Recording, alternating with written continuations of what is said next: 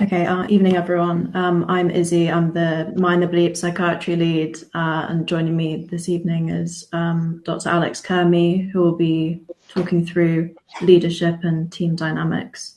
This will be an interactive session, so as I'm sure you'll say, Alex, but just so that everyone knows that they can feel free to ask questions, give their own thoughts. It's definitely a area that is applicable to different corners of medicine, surgery, psychiatry. So it should be, a really good, very useful talk. So thank you, Alex, for offering to do this one for us. Thanks for the invitation. Let me just make sure this works. Okay, perfect. Yeah, so my name is Alex. Um, I'm a psychiatrist. I'm gonna be a consultant in about 4 weeks, assuming nothing catastrophic happens. And I've also done 3 years of psychotherapy training. And in addition to that, I've been leading a team to make a podcast about sort of psychiatry, psychology, and psychotherapy for the past couple of years called the Thinking Mind Podcast. And so I thought it would be really interesting to do a talk on the subject of leadership and team dynamics, which maybe isn't a talk that's often given to doctors, but something I care about a lot is actually teaching doctors a lot of these soft skills, which are actually much more common in the business world. And I think it's important because you can really tell the difference between a doctor who has taken the time to learn a lot of these skills and put themselves ahead of the curve and someone who hasn't. I noticed that in my first year, my FY1, where there are some doctors who are technically very good, but because they didn't have good leadership skills, they didn't really understand people very well, they didn't understand teams, they didn't understand how to communicate. You could see very clearly how it was impairing them, impairing their career progress and things along those lines. So last time I did a talk on communication skills, which is still available on demand. And today I'll talk a little bit about leadership and, from what I've read and from my experience over the past 10 years, what I've learned a little bit about leadership. And I'll also be talking a little bit about theory from a very specific school of psychotherapy, which is very interesting, called transactional analysis, and what that can help us understand about dynamics between people, dynamics in social relationships. In addition to being useful in work, I think these skills are also very useful in one's personal life, and they can help you with family and friends and romantic relationships, which is something we all have our struggles with. So let me make sure this works. Yeah. So I'll talk a little bit about what constitutes good leadership. The first thing I want to mention before anything else is this idea of self-mastery, which of course doesn't involve other people, it just involves yourself. I think it's very difficult to function well as a leader unless you have some control and some mastery over yourself. And the strange thing is, you kind of are like a team. And this is something that the School of Psychoanalysis first brought to the public consciousness. And it's the idea that people aren't one entity exactly, but we're kind of a whole mix of different and conflicting drives. And you know this because anytime you've tried to accomplish something difficult, what you've found when you've tried is that there have been different forces within you that conflict with one another. So, for example, you want to get in really good shape for summer, and part of you wants to go to the gym and eat healthy, but part of you wants to sit on the couch and watch Netflix. Part of you wants to eat ice cream. You have these different conflicting forces, which you have to kind of figure out how to marshal and get working in the same direction. And that's what you will do with a team, because a team, as I'll discuss later, is composed of different people with different perspectives and different ways of thinking, and you need to get everyone rowing in the same direction. It's very hard to do that if you're not able to do that with yourself, if you're not able to get all the forces within yourself rowing in the same direction. People are unlikely to take you seriously in a leadership role if you're not able to demonstrate that by yourself you can accomplish certain difficult long-term goals. But if you can demonstrate that through different ways in your work and so on, people will be attracted to you and people will want to work with you. So I think self-mastery is very important. I think vision is very important, but vision is a kind of phrase, is a word that's thrown around a lot. So I'll define what I think vision is. I think vision is the ability to conceive of potential futures which aren't necessarily obvious, which not anyone else could see. And so vision, to a degree, is a function of the imagination. Again, as doctors, we're not taught to use our imagination very much. I think being a doctor used to be a much more creative endeavor than it is now. Now, medicine is very algorithmic, and it's very much about repeating pre-existing protocols. And obviously there's value in that because it's very empirical and evidence-based, but it leaves out something important, which is the exercise of the imagination. In the business world, vision is used to identify a gap in the market that other people might not be aware of. So a really good example of this is Uber, for instance. People weren't necessarily complaining that it was hard to get a taxi before Uber came. And yet when Uber arrives, people start to realize, oh, this is a technology that makes it much, much easier. So people who are hyper successful in the business world are often people who can identify a need that other people aren't even aware of. And the same will likely be true in medicine and healthcare, except rather than identifying needs, which people aren't necessarily aware of, it might be more about identifying potential solutions that other people can't even conceive of, potential ways of treating problems. I think the power of the vision is an authentic expression of your values, ultimately, which other people resonate with, because that's what you want when you're leading a team. You want to be able to express a vision which other people are persuaded by. And usually a vision that is persuadable is a vision that you actually care about. So I think it's very important in your path to becoming a leader to kind of interrogate yourself as you go through life and think, what actually are your values? What actually do you care about? Because people are motivated by different things. So I think introspection is very important. Experimenting with different types of work, exploring different ideas, meeting different people, figuring out what really resonates with you and what doesn't can help you understand what your value structure is. Do you care more about people? Do you care more about ideas? Do you care more about success? Do you care more about financial success? What is it that resonates with you? And then when you figure that out, you can then take that using the power of your imagination. You can think about that in terms of the future. What is your vision? Given your particular value system and given the way you see the world as it is now, what could you conceive of as a better future that maybe the person next to you isn't able to conceive of? And then can you persuade people to come along with that vision with you? Obviously, excellent communication is important. And as I said before, I did a whole talk on communication. The main takeaway from that talk is that communication is happening on many different levels simultaneously, some of which are more obvious and conscious, and some less so. Often the way people talk about communication is that it's the exchange of information in a clear way, but this is a very, very narrow way to look at communication. Communication is a transaction of emotions, it's a display of confidence, or the opposite of that. It's the communication of all sorts of different phenomena, including phenomena in our body. It includes verbal, non-verbal, etc. And communication is happening on all these different levels. If you're not aware of the different levels of communication, you're going to be putting out things that you're not aware of, and you're also going to be receiving things which you're missing, important things from patients, from colleagues. So communication is very important. Trust and transparency is important to maintain leadership in the long term. Essentially, you build trust by having repeated win-win interactions over time.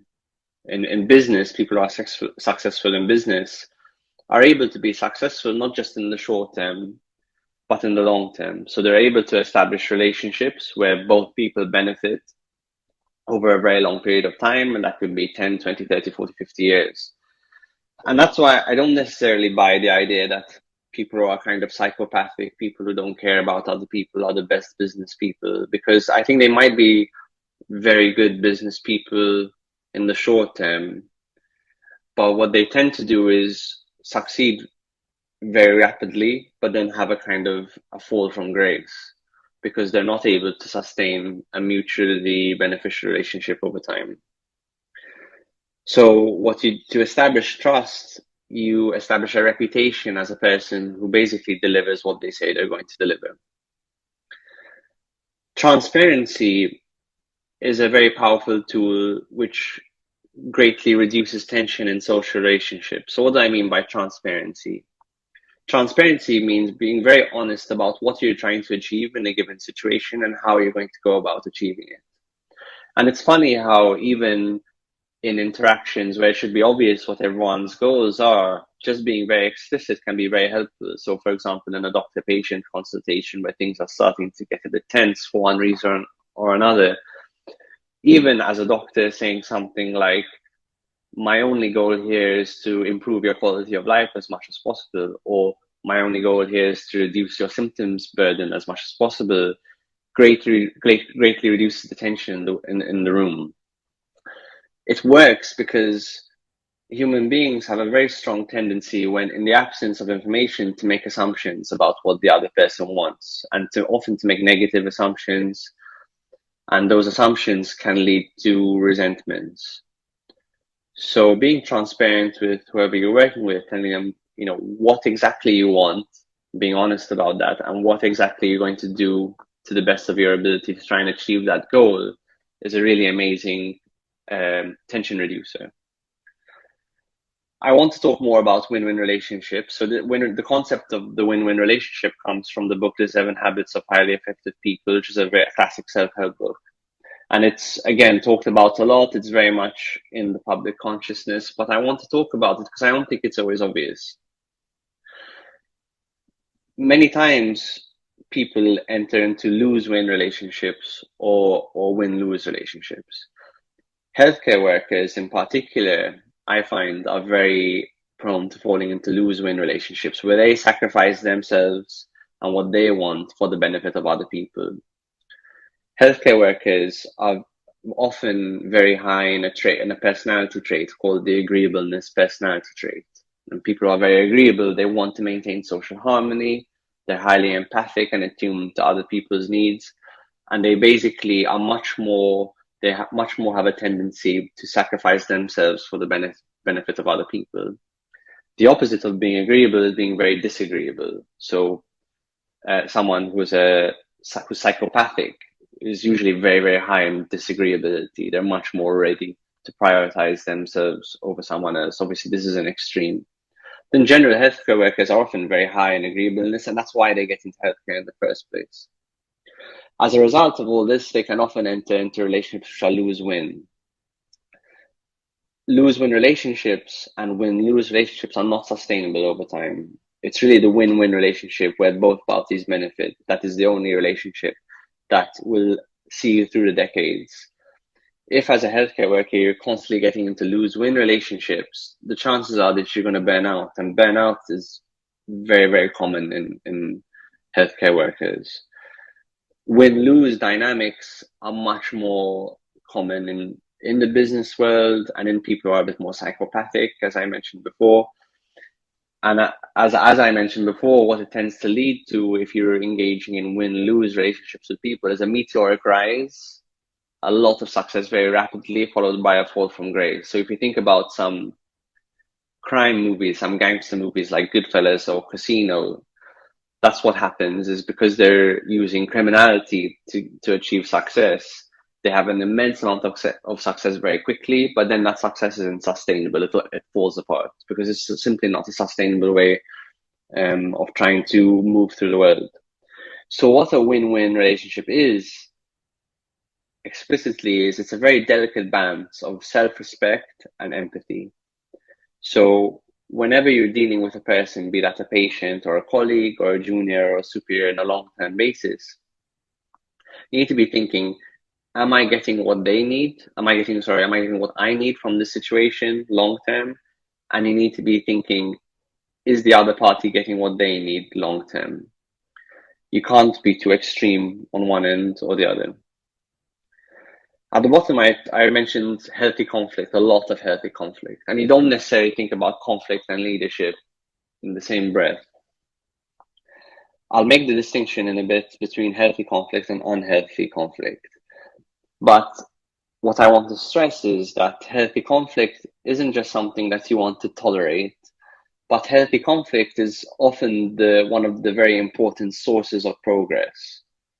Because what healthy conflict is essentially is the exchange of different perspectives, of conflicting information, and of feedback about a particular person or a particular situation. The reason why teams are so valuable is because every person within that team is going to have a slightly different perspective on what is going on. And a team which doesn't have a culture of healthy conflict is not going to take advantage of all those different perspectives and allow all those different perspectives to be in a healthy dialogue. But instead, what you usually have in an unhealthy situation is one person is kind of a tyrant, or a couple of people shutting the rest of the team down. And that can lead to delays in progress and bad outcomes. So if, for example, a junior doctor is too terrified to tell their consultant that a particular test is not available because they know the consultant's going to fly off the handle, it's going to delay progress for that patient and ultimately lead to a bad outcome for that patient.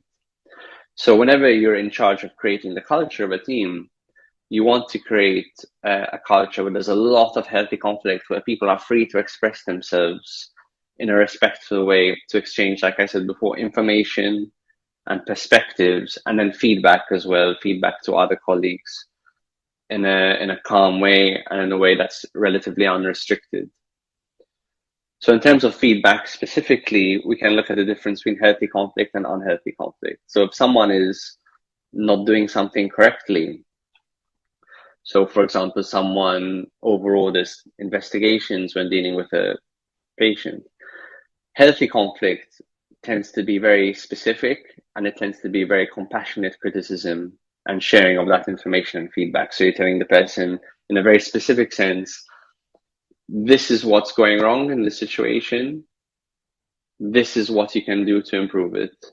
And you're not globally denigrating the person. In unhealthy conflict, usually there's an irrational global denigration of the person, and normally there's a lot of unconscious forces at play. Often people might be taking out a lot of aggression that they enter the situation with on the person. So unhealthy conflict would sound like telling someone, for example, you're a terrible doctor. You overall all the tests, therefore you're a terrible doctor. So it escalates into this kind of irrational global denigration of the person you're dealing with, and that's what you want to avoid.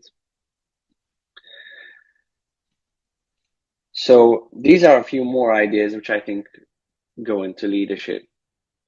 It's very, as I've kind of already talked around previously, you need to understand that people are wired very differently, and here personality theory can help us. So the personality model I use the most is the Big Five model of personality. The reason it's a whole talk by itself, but the reason why I use this model is because it's the most empirical, it's the most evidence-based model. And what it tells us is that basically everyone has a unique personality. And what a personality is it's not just behaviors. Most people associate personality with behavior, but personality is a behavior, it's a mindset, it's a way of seeing the world. It will include your passions and your drives. It will include your values. Personality is a very important force within us, and you need to understand that everyone has a different personality. So everyone's going to view situations differently. Everyone's going to be motivated differently. Everyone's going to have different goals in a particular situation. If you're leading a team, you need to understand this, because if you don't, you won't be able to build those win-win relationships that I mentioned before, because a win for one person might be very different to a win for another person. Some people might be in medicine because they love working with people. Some people work in healthcare because they're driven by the idea of getting status or financial success. Whoever you're working with, you need to understand what is this person's motivation. Why are they in this job? Why are they in this training program? And what that allows you to do is give them what they want. establish what the win is for them. And obviously understanding your personality will help you understand what the win is for you and help you choose and design your career accordingly. You need to understand that delegation is obviously very important. It's talked about a lot when you're talking about leadership. But the art of delegation, I think, is a bit misunderstood. You need to feel calm and comfortable delegating, but at the same time, you need to make it clear that you're not necessarily above doing any one particular task. So you need to make it clear on some level with your team that you're not doing a particular task, not because you're above it, but simply because there are certain tasks that only you can do. And what you learn as you progress through your career over the years is that time, energy, and focus is the most important currency in your work. It's everything, especially as you get into your registrar years and your consultant years.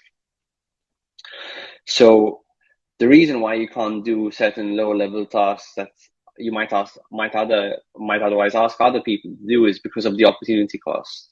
You're simply not able to fill that time doing those tasks because there are other tasks that need to be done that only you're in a position to do. So delegating should be a normal part of your role and something that should be done routinely, but being clear to demonstrate that you're not above doing any one particular task. Understanding emotions is probably the most complex single point in this talk. Again, it could be a talk by itself. Part of being a leader is learning how to leverage positive and negative emotions, not necessarily in a deceptive way or a manipulative way, but just in order to motivate people to do what needs to be done. And this ties in with having a vision, which I mentioned earlier. So, for example, if you're working with a patient and you want to help them stop smoking, how could you leverage positive or negative emotions to help them stop smoking? You could get them to imagine a future 10 years down the line where they stop smoking, and that would be using positive emotions. So you can get them to imagine playing with their kids or their grandkids or still being able to work, being generally healthy, and that's a positive vision of the future that will positively motivate them to stop smoking. And then afterwards, you could get them to envision a future where they don't stop smoking. So 10 years down the line, what happens if they don't stop smoking? And they might have a chronic illness. They might have a very serious illness. They're less healthy. They're less functional. They might not be able to work. They might not be able to play with their family, etc. So you're marshalling both positive and negative emotions to get them to achieve a very difficult long-term goal. And I talked about self-mastery before. This is very much how you achieve self-mastery as well. Self-mastery is all about mastering emotions, because really anything that's particularly difficult to accomplish tends to be difficult because you need to sustain it over time. Like anyone can go on a successful diet that lasts for 24 hours. What makes dieting hard is the fact that you have to do it for days, weeks, months. And the challenge in maintaining that and sustaining that is really about mastering emotions. So you need to be aware that emotions are very important. Teams are often structured to help people with their emotions. So I used to work in a community mental health team that had very risky patients who themselves presented in very volatile ways. And a lot of the patients were seen by key workers, community nurses, and they'd be very affected by the patients they were seeing all the time who were very high risk. And what I learned very quickly is when they had difficulties with the patient and they came to talk to me as the registrar doctor, often what was helpful was not me necessarily providing a specific solution, although sometimes I did that. But often what was helpful was that me just inviting them in to my office, getting them to sit down, allowing them to talk about it, allowing them to simply emotionally process their day, the different patients they've seen, and even investing 5 or 10 minutes doing that, such that they can then leave my office a lot calmer, a lot more relaxed, feeling like they've offloaded some of the responsibility and some of the risk onto me, which is unfortunately part of the role of being a doctor. is very, very useful. And then you learn that teams are globally structured like that. So then I can offload to my consultant can offload to the consultant supervisor. So teams are often structured to help us process difficult emotions, help us process anxiety and anger and burnout and all the different things that happens in healthcare. So it's helpful to be conscious of this. I think it's important to understand the difference between leadership and management. Although generally, if you're in a position of authority, you're going to be doing a mixture of leadership and management, but it's helpful to understand the distinction between the two. I think leadership is mostly about designing and building systems, especially in the business world. And in medicine, it's a lot about solving problems which are dynamic. So, for example, in an intensive care unit, that's leadership, where the goal isn't always preset. You need to come up with the goal sometimes, or where the goal is very elusive and you need to solve the problem in a very dynamic way.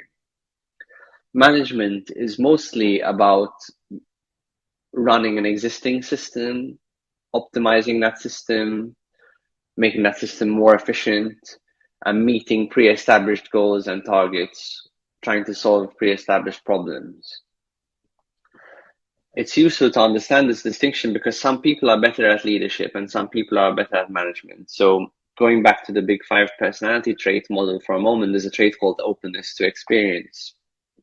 And people who are very high in openness, they love ideas, they love novelty, they love exploring new territory. And that's like exploring physical new territory, but exploring new territory psychologically as well. So entrepreneurs, people who start new businesses, tend to be very high in openness and they tend to be very good leaders.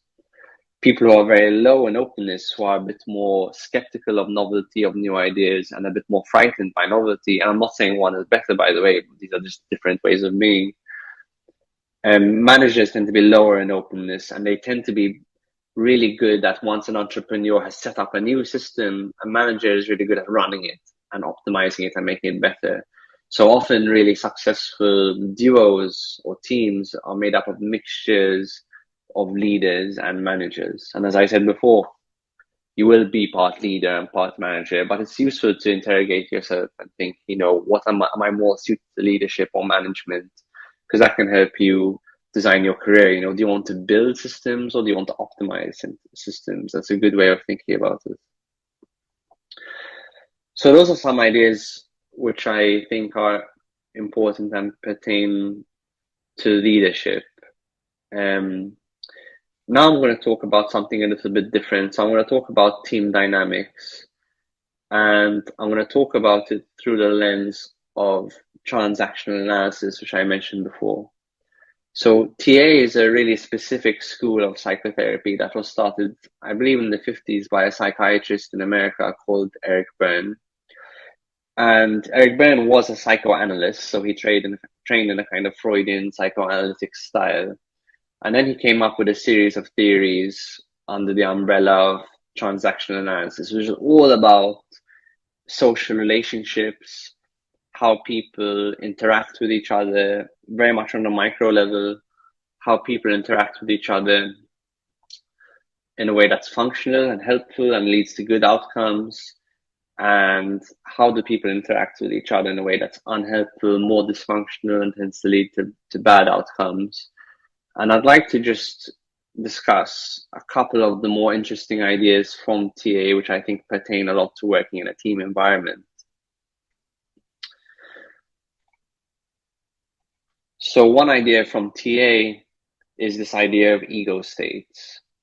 So this is the idea that at any one time, we're kind of either in an adult ego state, which is when we're kind of in the mental state, we have the behaviors, thoughts, and feelings very much in the here and now, and we're quite in our rational mind, and we're quite mature. That's the adult ego state. The parent ego state is more the mental state of a parent, and very much the kind of things we inherit from our primary caregivers or our parents when we're growing up. And the parent ego state is often either very critical, so wants things to be different, or very nurturing, very caring and compassionate. And the last ego state is the child ego state, which is the behaviors, thoughts, and feelings you tend to have from as a child. And the child ego state is often divided either into the free child, so the child that's playful, exploring, having fun, spontaneous, or the compliant child that's kind of following orders, that's submitting to rules. And you can see how the compliant child and the free child kind of corresponds to the critical parent or the nurturing parent. Now, it's important to understand we can be in any of these ego states at any time, during the day. And often when people get triggered, often they're going from an adult ego state either to a parent ego state or a child ego state. And it's really important to understand that good problem solving generally is going to be done in an adult ego state.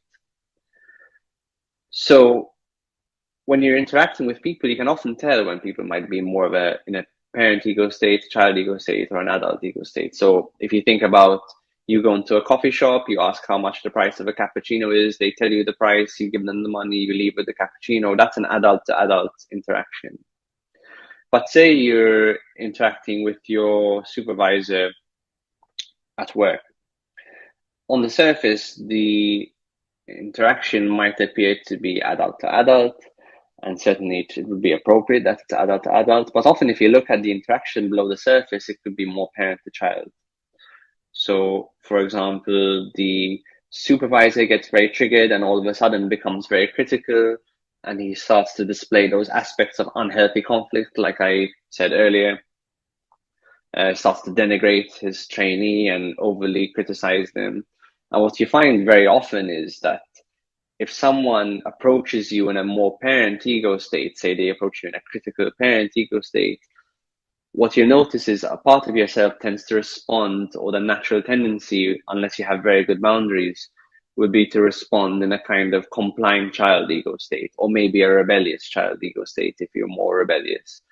So the supervisor might be highly critical, and the trainee might break down in tears and say, even though the supervisor is being very unreasonable, the trainee might break down in tears and say, they're very sorry, and they're going to make sure things don't happen again. And they're going to very much submit themselves to an irrational degree to the supervisor's authority.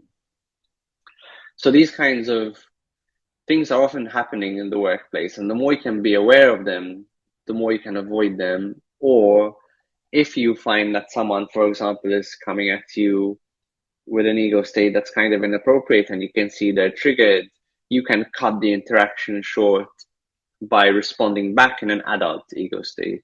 So, for example, the supervisor is very harsh and critical, and as the trainee, and this is difficult to do, I'm not saying it's easy, but you can respond by saying, I get some of these criticisms, but some of these criticisms seem unfair to me.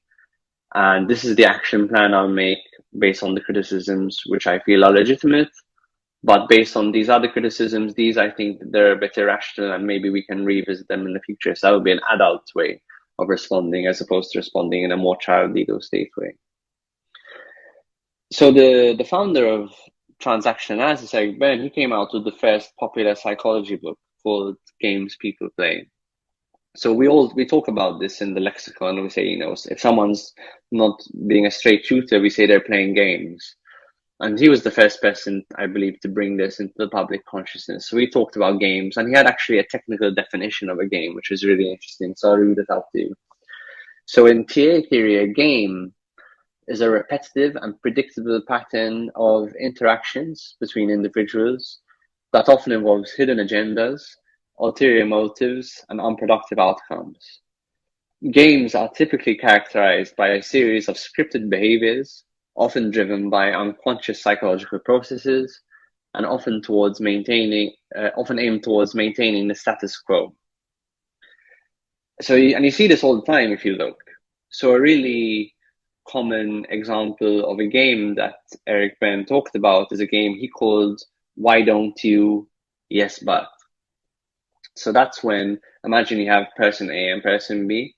Person A is talking about feeling very overwhelmed at work, and person B offers a solution, and person A says, yes, I see that solution, but it's not going to work for this reason. Person B offers another solution, and person A says, yes, I see that solution, but it's not going to work for this reason. And this continues on and on.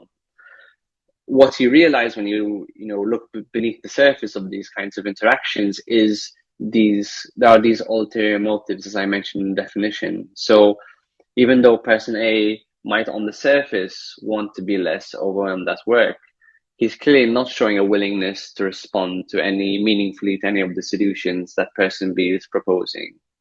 And what you realize is that person A's primary motivation is not actually to solve his problem or to improve his situation, but his primary motivation is to feel like to express his victimhood, for example, might be one of his primary motivation, or to express that he's in a vulnerable position, or to get person B to rescue him and to take all the responsibility so that person A doesn't have to do any of the work.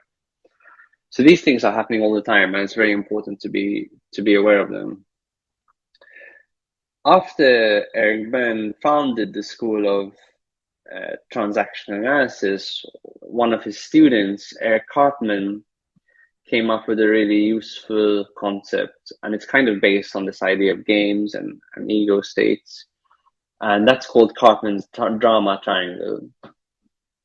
And the drama triangle is this idea that very often in toxic situations between multiple people, you'll find that one person tends to occupy a victim role. And the victim role means you're putting yourself in a down position, you're very much absolving yourself of responsibility to fix the situation at hand. You're very much saying that you're powerless. One person tends to occupy the persecutor role, where they're very denigrating and very harsh, irrationally harsh. So the persecutor will have a lot of unhealthy conflict. And the third person might occupy the rescuer role, which on the surface seems like a good thing, like rescuing is a good thing.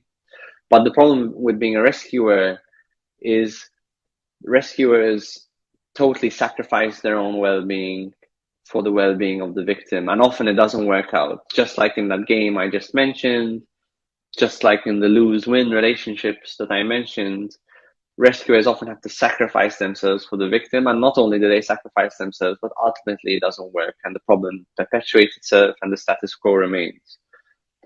Now, people can switch roles. So you might have three people and the victim, one person might be the victim in one instance and that might change. And one person might flip from being the rescuer to the persecutor.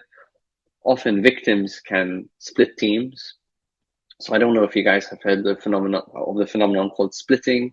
In psychiatry, it happens a lot, particularly with people with a diagnosis of personality disorder, where they'll often occupy a victim role, a sense of powerlessness. And what you find is half the team are really want to save them and do anything to help them, and half the team are very skeptical of them. So that's called splitting. And what it really highlights is that half the team have become rescuers and half the team have become persecutors.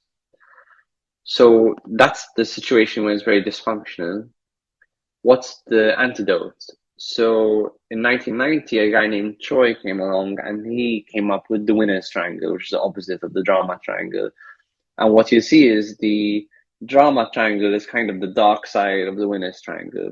So being assertive, being forthright about what you think, and being boundaried is kind of is the good side of being a persecutor. Being caring is the positive aspect of being a rescuer, and being vulnerable is the positive aspect of being a victim. So being vulnerable doesn't mean you're a victim. Being vulnerable just means you're honest about where your weaknesses might be, and actually being vulnerable can be very powerful. Being assertive is very important, as I said before, because assertiveness is the essence of good boundaries, and assertiveness, for example, leads to healthy conflict and healthy disagreement. And obviously being caring is important because often people are in vulnerable positions and they need care. And as healthcare workers, we need to be especially responsive to this. So when you find yourself in that kind of dysfunctional place of drama where there's a persecutor, a victim, and a rescuer, what you need to think is, how can I respond in a more adult way? How can I be assertive, or how can I be caring without falling into the trap of being a rescuer? Or how can I be vulnerable without falling into the trap of being a victim? So these are some take-home messages from the whole talk. I think it's very important that if you're going to be in a position of authority or leadership, that you learn to lead yourself first. I think understanding people and understanding psychology to the extent that you can is very essential to leadership. And I think things are rapidly changing, in a world where AI is developing very rapidly. I think the role of the doctor is probably going to change very rapidly. So the more different skill sets you can acquire to make yourself a more dynamic professional, I think the better off you're going to be in a future which looks pretty unpredictable and rapidly changing at the moment. I think it's important to understand that even though we have this illusion that we're kind of very rational beings because we have smartphones and different technologies, human beings are not just rational information processors. We're very complex emotional beings. We all have our own goals and motivations. A lot of our goals and motivations, as the psychoanalysts and the transactional analysts tell us, are unconscious. And you need to understand that when you're working with yourself and when you're working with other people. And then the last thing is, of course, that in your team, in your business, in your department, wherever you're working, success is going to be built on repeated win-win situations over time. So it's important to establish what's the win for you and what's the win for everyone you're talking about, and how, what that is dependent on all of these different complexities that we mentioned. I'd like to give you some resources, so maybe I can put these in the chat. If you have any particular questions, you can start putting them in the chat now. So I'll give you guys a few podcasts that I made. One is about personality theory. One is about conflict and the difference in healthy and unhealthy conflict. And one is about emotions, the function of different emotions and emotional intelligence. And these are some books I read which basically helped me come to the understandings that I've come to. One is Games People Play, the book written by the founder of transactional analysis. One is The Laws of Human Nature, an excellent book about psychology by Robert Greene. One is The 7 Habits of Highly Effective People, self-help classic. And the last one is Principles. So this is a business book really written by Ray Dalio, who's one of the most successful investors of all time. And he wrote this book about the different principles he used in his business. So yeah, that's what I'd like to talk to you about. If you guys have any particular questions, I'm happy to answer them, and we could discuss them.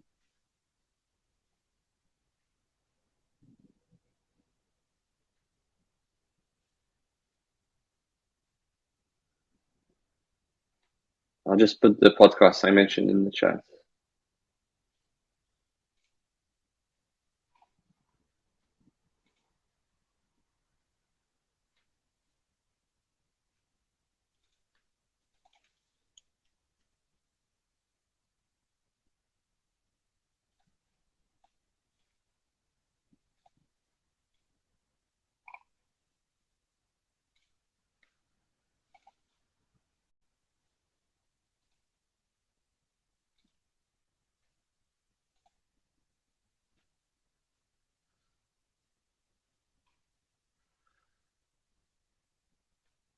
So Zoe says, thank you, as you made me realize some of my team's dynamic, and I can see that right now. I also have the book Games People Play, so need to dust off the shelf. Yeah, it's a really good book. Can't thank you enough, really helpful. No problem.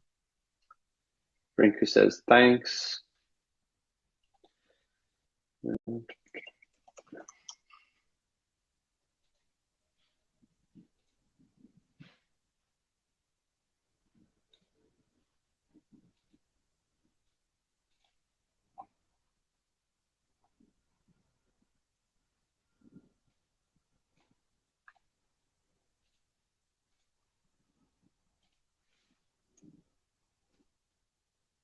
Yeah, I just put those links in the chat.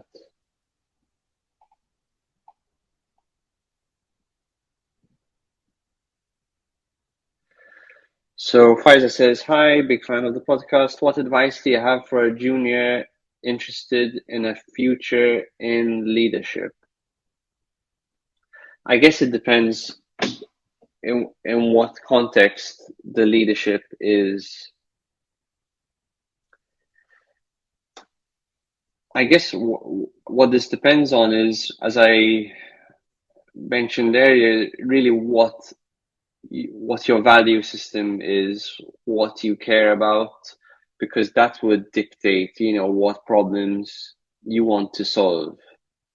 So, for example, I started my podcast because I felt like there wasn't a resource for junior psychiatrists to access a lot of online discussion about psychiatry and psychology. So that was something I cared about, and that was a problem I wanted to solve. So leadership isn't really a goal in and of itself, but leadership is a way to accomplish a particular goal or to solve a particular problem. So the question you have to ask yourself is, what do you care about, and what's the problem you want to solve? And then from that point, I would just go about acquiring as much skill, experience, and knowledge on that problem as possible.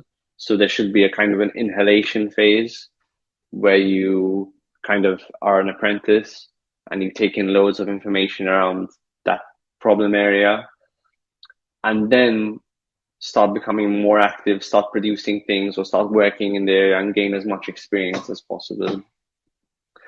And then I think leadership is basically a natural consequence of taking responsibility for that problem in different ways. And you take responsibility for it in small ways, taking a volunteer position, then taking a paid position, and so on and so forth. And as you accrue more responsibility and expertise, people will start to naturally see you more and more as a leader. So I think becoming a leader often is more of a byproduct of investing a lot of time and energy in a particular problem, more than a goal in and of itself. So I hope that answers your question.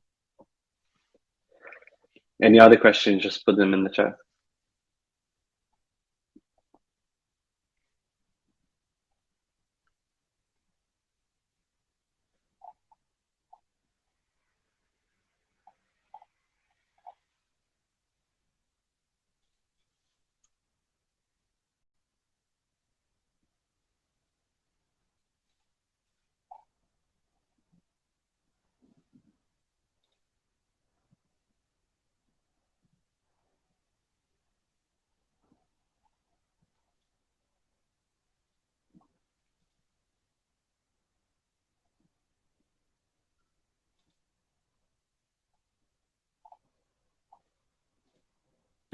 I think that might be all of the questions, Alex. Yeah, thank you very much. Okay, no problem. Giving your talk.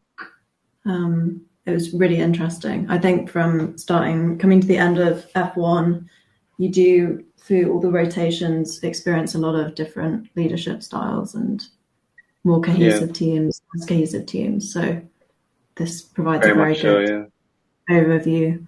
And obviously all of us will move through becoming leaders ourselves. So it's really good to have signposting of where to learn more and hopefully not repeat the sort of same leadership styles, which we've probably experienced that aren't very cohesive. Or ones that are very... It's a question you want to ask early as possible. What kind of, when I'm in a leadership position, what kind of leader do I want to be? Because I think if you don't ask those questions, it's very easy to fall into the trap of then going with your impulses. I think if you don't examine your own psychology, it's very easy to go down a more dysfunctional path, because it's so human, such a human thing to do. I think also with the current strains on the system of being like a realistic leader in an environment where you can't perhaps go to your full potential, given constraints of your own workload and those sorts of things, and coming up with ways of being not losing yourself, I think, in the kind of heat of all of the dysfunction that you might have in terms of like the work department and all those things, because I've seen that quite a lot this year. where people who are normally very good leaders, because of certain circumstances, it's become derailed. And I think having the awareness of when that can happen and ways to kind of combat becoming very reactive, I think is kind of more critical than ever with how things Yeah, are going. 100%. Yeah, I couldn't agree more. I think, yeah, so I've sent the feedback link for everyone, just to say that we've got one more session in the collaboration coming up, which Rebecca is doing on psychotropic medications. So this will be very, very useful even if you don't have a psychiatry job. Lots and lots of patients are on them who you'll experience in surgical, medical rotations, A&E. So it's good just to have a bit of a baseline knowledge, and also just being able to ask any questions about these drugs, because I think they're often an area of hesitancy. Great mystery and anxiety. Yeah, and always come up in exam questions from someone who's revising for postgrad exams. So yeah, that will be on, and I've utterly forgotten the date. So just go and check out the Mind the Bleed page, and you'll find it. I think it's the 17th, but can't remember. But yeah, thank you very much, Alex. Yeah, really, really good talk. Thanks for the invitation. Bye.